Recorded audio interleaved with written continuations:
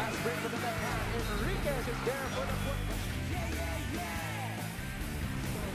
For the putback. Pero dito si Castor for the corner 3. Jared Castor hits that 3-pointer.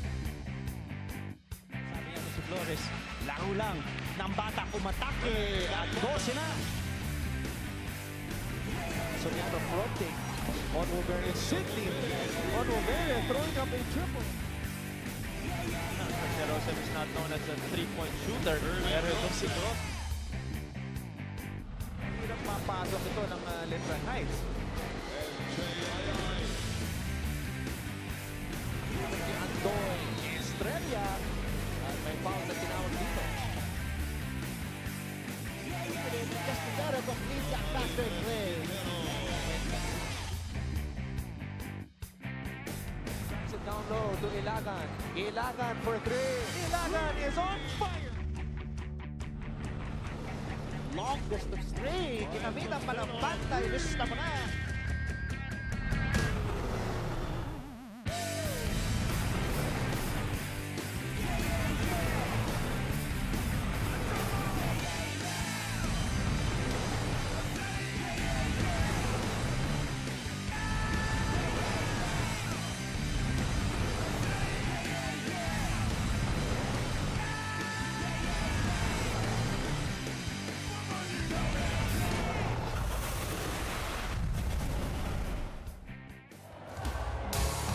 Magandang tanghali po sa inyong lahat mula dito sa Phil Oil Flying V Center. Sa napakagandang lungsod ng San Juan ay ang isa na namang paghahandog ng pinakaunang collegiate basketball league sa Pilipinas. Ito ang Season 93 ng inyong NCAA. It's a beautiful Friday today, ika-4 ng Agosto ng 2017. Makikita nyo ang dalawang punang magbabakbakan sa ating first game. It's gonna be the JRU Heavy Bombers and the defending champions, the San Beda Red Lions for our first game today. Pagkatapos po niyan, Perpetual Help Altas naman, tsaka LPU Pirates, the only remaining undefeated team in the league para sa ating second game at ang ating ikatlong laro, rounding up the triple header this Friday afternoon. It's gonna be the host, San Sebastian Golden Stags, and the Mapua University Cardinals muli. Magandang hapon po sa inyong lahat. Robert Bolick, Tay-Tay Teodoro getting ready to, for this clash, the first clash of the season para dito sa JRU Heavy Bombers at San Beda Red Lions. Ako po si Martin Javier, naglilingkod sa inyo ngayong hapon na ito. At kasama ko ulit, back-to-back games partner, si Coach Hammer Martin Antonio. Coach, magandang hapon sa'yo. Pagkatapos ng napakagandang laro kahapon dyan sa Letran Gym, napakaganda nga talaga ng laban. Ngayon, nandito balik tayo sa ating tahanan, ang Philoy Flying V Arena para dito sa laban na to ng JRU Heavy Bombers at ng San Beda Red Lions. At interesting matchup dito, Coach Hammer, dahil JRU ang kontrapelo ng San Beda noong Season 92 dahil ito lang or sila lang ang hindi tinalo ng San Beda buong season last year. So it's gonna be interesting if that will happen here in Season 93. Pero bago ang lahat, Coach Martin, silipin muna natin kung nasaan ba itong JRU tsaka San Beda sa ating team standings. Pumapangalawa ang San Beda Red Lions ngayong taon na to. Natalo sila ng isa sa league-leading LPU Pirates. Sabi mo kanina, wala pang katalo-talo yung mga mamang yan galing sa Intramuros. Ang San Beda, ikalawa 4-1. Ang JRU Heavy Bombers, tabla-tabla sila dyan ng EAC Generals at ng Perpetual Help Altas sa number 3 spot. Ayan nga ang ating team standings today. Tatlong laro po. Una dyan, JRU and San Beda. Puntahan muna natin ang kupunan ni Coach Verhel Meneses. At ngayong season, naghahanap siya ng pamalit kay Paulo Pontejos to back up Tay-Tay Teodoro sa kanyang scoring offensive options. At sa mga laro nila, naghahalin-hinan yung mga gwardiya niya. Pero nung huling laro, it was Jed Mendoza. He really relied on this guy down the stretch against the Letran Knights. Jed Mendoza has been stepping up his game. They are trying to fill out yung production ni Paulo Pontejos by committee nung nakaraang laro. Jed Mendoza, 17 points, 7 rebounds, 4 na assist at isang steal. Napakataas din na kanyang field goal percentage. More than 50% in under 30 minutes of action, Martin. First, Jed Mendoza stepping up this season. Dahil ang in-expect initially ni Coach Verhel Meneses si Darius Estrella, pero na-ACL siya noong preseason. Kaya naman itong si Jed Mendoza nagpapakitang gilas para sa JRU. Samantala, eto, puntahan natin ang kanilang makakalaban ngayong hapon na ito. Ang kupunan na tinalo ng JRU 2 beses last season. Minsan mang mangyari yan sa isang kupunan. But for the San Beda Red Lions, their previous game as well is against the Letran Knights, and in a big game like that against their arch rivals, it was the King Lion who came up big for them. Robert Pollock doing a little bit of everything for the Red Lions. Nasabi mo, Martin, panalo ang San Beda kontra sa Letran. 81-74 yan. Robert Pollock stuffing the stat sheet. 20 points, 5 rebounds, 5 assists, 75% on the field goals. Siya yung namuno dun sa kanilang fast break at kaya naka-convert din sila ng maraming points off turnovers. Yun ang nagbigay sa kanila ng panalo na yun. Robert Pollock continuing his breakout season so far. Again, you mentioned ito yung statistics niya in 38 minutes, 22 points, 5 rebounds, 5 assists in a very efficient field goal percentage as well, 8 out of 12. So talagang the King Lion really coming up big para dito kay Coach Boyet Fernandez. Let's see if they could get their 5th win and their first victory in 3 games against JRU dahil nga hindi sila nanalo sa JRU Heavy Bombers last year dito sa ating laro. Pero ating puntahan ngayon ay ikatlong miyembro ng ating broadcast team who celebrated her birthday yesterday. Belated happy birthday to you. Nariyan si Sarah Carlos. Sarah? Magulat naman ako din, Martin. Hindi ko alam na babanggitin mo yun, pero maraming salamat. It feels so good to be a year wiser. Kumbaga. Pero may tanong ako ngayon para sa ating mga viewers ngayon. Dahil gusto namin sagutin nyo ang aming question of the day. Sino ang taga-NCAA ang gusto nyong magpayong sa inyo ngayong tag-ulan? Huwag nyo kalimutan gamitin ang aming hashtag NCAA Season 93 and hashtag NCAA Strong. So, that could be anyone from NCAA. You could even pick the players or from the panel or from the courtside reporters. We'd love to hear your answers. Kaya ba, Martin at Coach Hammer, sino gusto niyo magpayong sa inyo? Parang dapat ata si Coach Hammer yung magpapayong sa lahat ng tao sa tapat niya. Sa tingin ko nga, si Coach Hammer. Parang payong nang naghahalo-halo eh. Walang effort na yung Strong pagpayong. man. Oo. But again, Sarah, belated happy birthday. At syempre, Maraming salamat. aabangan namin yung mga reports mo mamaya. Pero ito na, laban na sa ating pagbabalik. It's gonna be the first clash of the season para sa JRU Heavy Bombers and the defending champions sa San Beda Red Lions. Magbabalik ang live coverage of the NCAA Season 93 dito lamang sa SNA.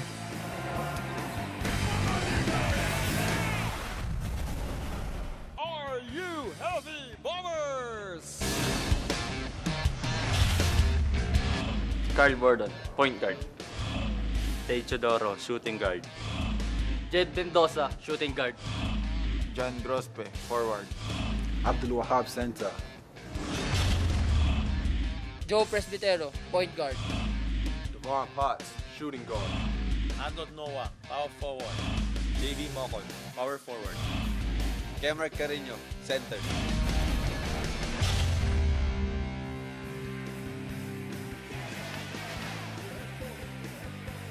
Magbabalik tayo dito sa Phil Oil Flying V Center for the live coverage of the NCAA Season 93. Kilalanan natin ang dalawang starting lineups para sa parehong kupunan. For JRU, it's gonna be Carl Bordon, Tay Teodoro, Abdul Wahab, Grospe, and of course, Jed Mendoza. For San Beda, it's gonna be Presbitero, Devon Potts, Carino, Mocon, and Noah. Malalaman natin mamaya, Coach Martin, kung bakit ibang-iba itong starting lineup ni Coach Boyd Fernandez. Sarah Carlos has the scoop on that. Pero para naman dito kay Coach Berhelm Meneses, he is opting to start Carl Bordon dahil sabi niya sa akin, nilagay niya sa bench si Mark de la Virgen para magkaroon ng offensive prowess dun sa kanyang second unit. Konting kagat sa kanyang second unit.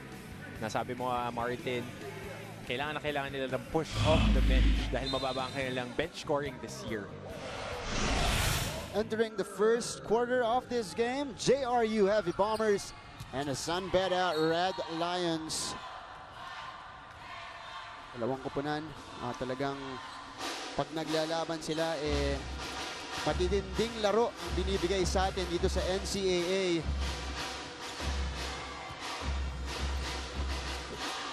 Jed Mendoza, the high point man for JRU. Last game, 17 points. Let's see if he could explode against San Beda. Teodoro using the Grospe screen. Swing it around, Bordon. Bonus para dito kay Coach Verhel Meneses. Bordon contributing right away. Kung mabibigyan ka ng pagkakataon, Martin, mag-start, yun yung gusto mong ibigay sa yung coach. Rewarding them for the trust that they gave you. Carl Bordon, nakakatulong yan pampahaba ng rotation, yung mga pa 2 points ng mga players. And they got a steal. Grospe from mid-range, no good. Abdul Razak with a tap. And Bordon saves it to Presbitero. And the foul. Also foul on number 15, Tom Grospe. That play again. Short jumper for Carl Bordon to start off the scoring for JRU. Presbitero goes to Carino. Noah. Naguardia ni Bordon. Potts with 9 seconds to shoot for Beda. Noah. No good. That's a foul on Nunu Noah. Punta naman natin ngayon for her first report, si Sarah Carlos. Sarah? Bad news for the fans of the San Beda Red Lions dahil short-handed sila ngayon dahil 4 sa kanila ang may sakit. Sila ay sila Robert Bolick, Calvin Oftana, JB Bahio at Ben Adamos. Si Ben at si JB ay nasa hospital ngayon at hindi pa alam kung kailan sila makakabalik. Si Robert at si Calvin naman ay narito para magbigay ng support para sa kanilang fellow brothers. You have to hand it to them even though they're not feeling 100%, nandito pa rin sila. Ano kaya ang mangyayari sa game nito? Back to you, Martin and Coach Hammer. Maraming salamat, Sarah Carlos. That is why, this is a very different starting lineup for the San Beda Red Lions. No Benedict Adamos, no Calvin Oftana, no Robert Bolick. As you can see, the King Lion, kita sa mukha niya, he's really not feeling well.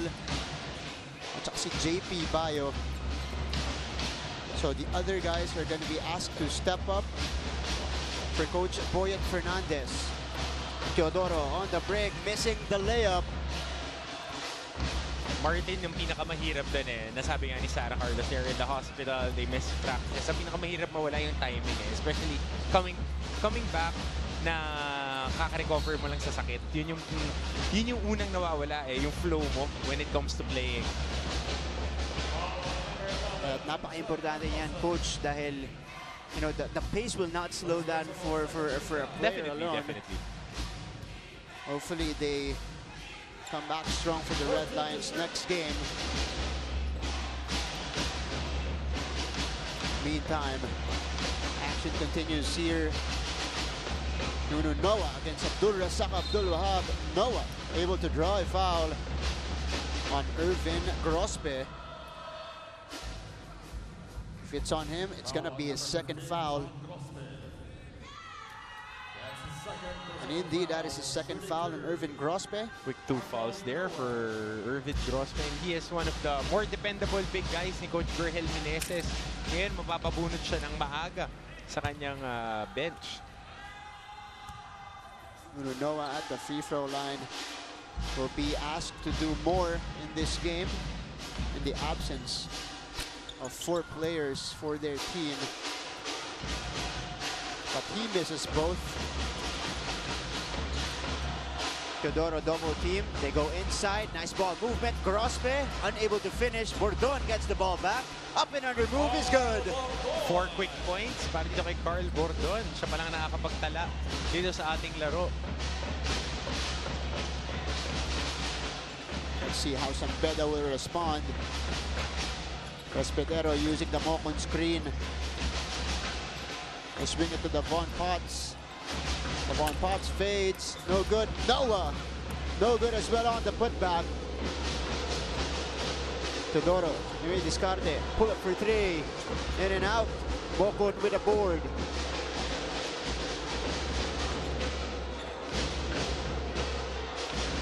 The captain of San Beda, Jomari Presbitero, giving it to Mocon. He spins. Floater is partially blocked. Napakaganda ng depensa ng JRU Heavy Bombers. Hindi sila nag-veer away dun sa 2-3 zone na ibinibigay nila. Kanina nagtatakbo ng double high play itong San Beda Red Lions pero wala silang nakukuhang free shots doon, Martin. Solid D so far for JRU. Those are unable to hit from the outside. Presbitero on the other end with a quick finish. Great outlet pass there by JV Mocon, recognizing na mabagal bumaba itong transition defense ng JRU, giving them their first basket of the game. JRU, Teodoro against Noah. He goes to Grospe against the taller Carino. Bordon naman ngayon against Potts. 4 seconds to shoot. Bordon attacks. Bordon floater, malakas. Abdul Razak, Abdul Wahab, wala pa rin. Grospe gets blocked. Bordon gets it back. Abdul Razak, Abdul Wahab. Nice defense from Carino. Mendoza, wala pa rin. Abdul Razak, Abdul Wahab finally puts it in for JRU. That's just a tenacious sequence para dito sa mga JRU heavy bombers, not giving up underneath the basket. Inaatake nila kahit na mas mahahaba itong San Beda Red Lions sa kakuha sila ng basket. Carino from the baseline, no good. 6-2 ang ating talaan, 4-point lead. Very early lead for the JRU Heavy Bombers. Halfway mark dito sa ating fourth quarter. Step back 3. Papasok na yan, Coach Martin. Lumabas lang para kay Tate Teodoro. Niligis lang yung Greg Martin. Presbitero attacks. That's a dribbling violation against Jo Marie Presbitero. Meantime, we have a timeout here for Coach Berhel Meneses. The rest of the JRU Heavy Bombers will be back for more of your NCAA Season 93 action.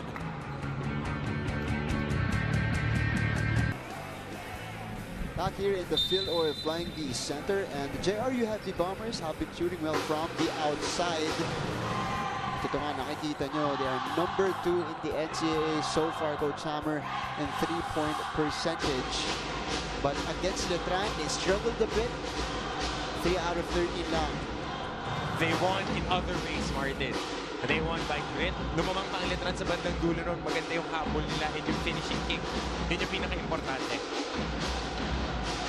That was a grinded out win for JRU against the Letran Knights. In the meantime, here's Bordon continuing his hot start. 6 points for Carl Bordon in the first. That gives Coach Berhel Meneses a different look. Kanina ko pa ini-stress na medyo maiksi ang kanyang rotation. Hopefully, Carl Bordon would help that. Offensive boards natin kanina. 6 rebounds, 6 offensive boards rather for JRU. Is that Viva perfect shot, perfect selfie. Knifing the defense. Itong si Carl Bordon for that deuce. Pangalawang dribbling violation ang natawag dito kay Joe Presbitero. Kahapon pa natin napapansin, Martin, maraming itinatawag talaga ang ating mga referees dun sa pag-cradle ng bola. Medyo very close ang kanilang calls dyan. Flip Rodriguez in the ballgame for Beda. Or for San Beda. Here's Mocon. So crossover on Abdul Razak, Abdul Wahab, and he draws a foul. Bad defensive sequence there by Abdul Razak, Abdul Wahab. Sumundot siya eh. Nandun na siya sa harapan ni JV Mocon na stop na niya yung attack. Ayun no, yung pagsundot. With the length that you have, you want your big guys to be more disciplined dahil nakakagalaw naman siya eh, mobile. Cover the space instead of susundot. Yun yung mga breakdown na nagagawa ng dribble drive offense sa tinatakbo ni Coach Boyet Fernandez. That time, JV Mocon recognized the advantage that he had, and he makes both free throws. Richard David ang natawagan ng foul kanina. 8-4 ang ating talaan. David with the ball. Binigay kay Mendoza.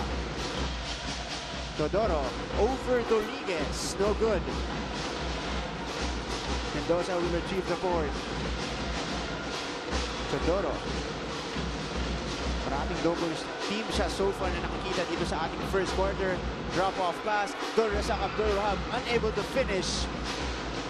Pangatlong bunny na naminitis ni Abdul Razak, Abdul Wahab sa ilalim. Nakakakuha siya ng magandang pwesto. Hindi lang yung ma-finish dahil medyo matigas ang kamay nito ni Abdul Razak compared kay Abdel Colucci. Samantala, Clint Rodriguez sumali na sa scoring ng San Beda. Brings them closer here. 8-6 is our score. 2-point field goals, 4 out of 13 for JRU. They're getting the attempts but not converting. Again, a miss from Teodoro. Presbitero goes to the middle. Kick out to Potts. Binalik kay Mocon sa labas for 3. Malakas. Mocon will get it back. Mocon to Davon Potts. Nice block right there for Abdul Razak Abdul Wahab.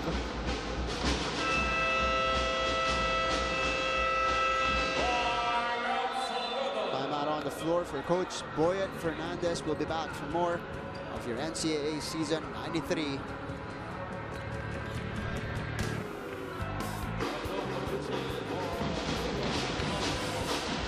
Balik aksyon tayo din sa Phil Oil Flying V Center. And speaking of action, Vivo perfect shot, perfect selfie coming from Clint Doliges, joining the scoring of the Sun Beda Red Lions with that picture perfect jump shot. Ronald Tangwa, nawala ang bola sa kanya. Lasqueti entering the ballgame for the first time, goes to Bordon. Oh, what a lob and what a finish for Carl Bordon. Career game for this young man, Carl Bordon. Running the transition, getting a high in the sky play.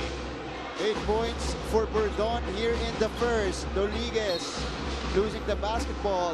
Pero mananatili ang possession dito sa San Beda. Natin ulit yun. Nice recognition and love from Gio Lasqueti. The finishing Carl Bordon. Mocon puts it on the floor. Tangwa, mid-range J. Ronald Tangwa, first 2 points off the game.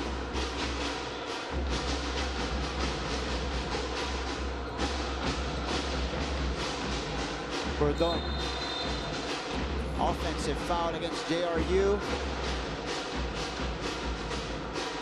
Natatawagan din si Richard David. Sa flare screen na yun. Minsan mali rin talaga ng guards. Yan, Martin. Gusto na kasi ng big guys na masend mo na yung screen bago ka gumalaw. So it takes really good communication to execute plays like that, yung mga off-ball screens. Here's Mocon against Mendoza. Trying to drop it off. But here's a steal from JRU. And a foul to prevent the fast break play. AC Soberano. Great defense there. Makikita mo, Martin, hindi sila nag-veer away dun sa 2-3. Medyo match-up zone nga yung tinatakbo ni Coach Berhen Meneses. Every time na datanet ng San Beda sa mga big guys nila, nakita mo dumidig. Dun sa sequence niya, JV Mocon, nakulong ng 4 na tao. Even the drop pass, nakukover nila. David wala. Pinabanda pa pero wala yung tira niya. Approaching the last minute of the first quarter. Soberano goes to Mocon, baseline. Ball will remain with San Beda. Is Raj Tonko entering the game. Papalitan niya ang kapitan na si Joe Marie Presbitero. 13 seconds to shoot for the Red Lions. Doliges goes to Tangwa against Butucci. Butucci. Man-sized defense right there, getting him one-on-one and blocking it upstairs. Butucci dropping it off. But David unable to finish. Tombo naman ngayon will slow it down for the Red Lions. Doliges back to Mocon. Goes inside to Tangwa and he goes class with that basket. Maganda yung pagkakapasa ni JV Mocon. That's what you want. You want an early break, force the rotations at makakuha ka ng easy baskets. Tabla po tayo, 10-all. Bordon, isa pa, in and out. And a low-scoring affair here in the first. Unang laban po ng JRU Heavy Bombers at ng San Beda Red Lions dito sa season 93. Tabla tayo, 10-all. Doliges scoring for the Red Lions. Kanilang leading scorer, Donald Tangwa with 4. Sa kabila, Carl Bordon, the man from Cavite, scoring 8 points para dito kay Coach Verhel Meneses. Here's that basket earlier from Donald Tangqua inside for his 4th point of the game. And kung ulit ang ating score, JRU and SBC or San Beda Red Lions tabla sa 10. We'll be back for more of your NCAA action dito namang sa SNA